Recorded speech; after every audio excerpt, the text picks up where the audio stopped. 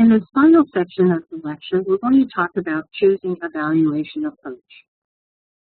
Andreessen describes three general approaches to defining value. He talks about the cost approach, the market approach, and the income approach. In the cost approach, we're basing this approach on the economic principles of substitution and price equilibrium. In other words, the utility value, the value of the service that the asset can provide during its lifetime. So the value of, say, an undergraduate education to the consumer is the baseline for determining the value of the intellectual capital asset.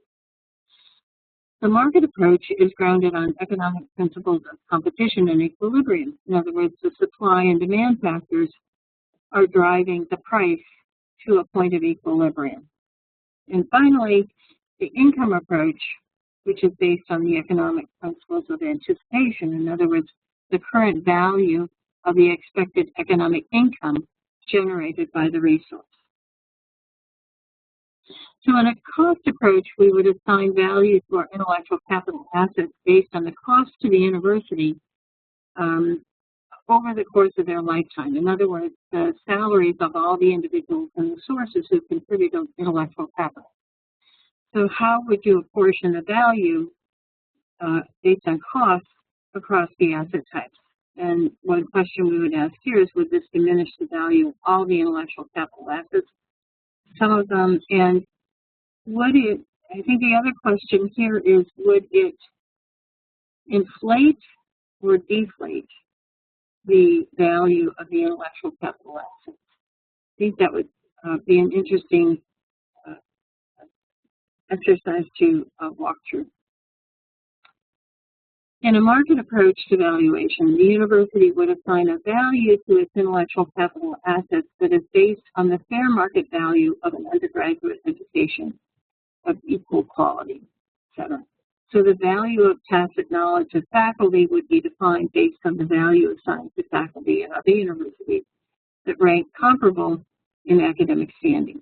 So the value of the tacit knowledge of faculty might vary also by discipline across the university and across universities based on the willingness to pay of consumers for education in particular areas. So at one point in time, you might have a higher market value assigned to engineering and a lower market value assigned to English degrees.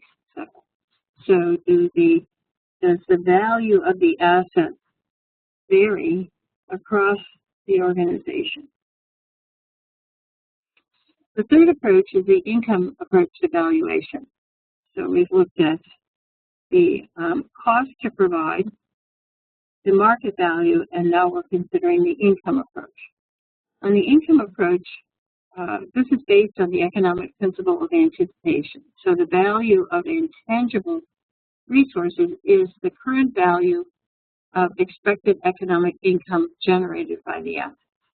This approach most closely aligns with the approach we were describing in our business capability model.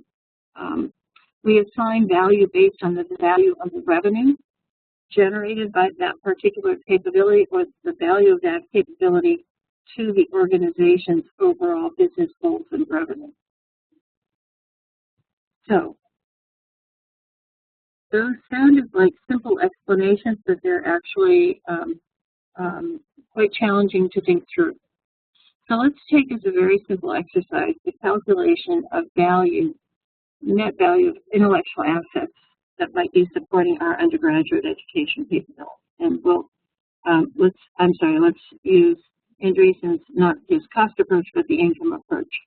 So we'll take as our starting point the value of the undergraduate education business capability to the university is equal to the tuition dollars of all the undergraduate students. Now, I know this is a very great simplification because there are other values, other assets that contribute to the generation of that value, but we'll just use that as an example here. So how would you go about apportioning value to all of the supporting intellectual capital assets? Would you do it at the asset category? Would you do it at the source category? how would you factor in liabilities that might diminish those values? And what would the bottom line look like? In other words, this is the preparation that you need to do for an audit. But in our case, because we don't have these very well established frameworks, in actually preparing for our audit, these are some of the decisions that we need to make. So understanding the context in which we're conducting the audit, both from a perspective of goals and which of the aspects of the business we're going to focus on, and then considering how might we assign value to those assets. And the question is also arises as to why we would assign value.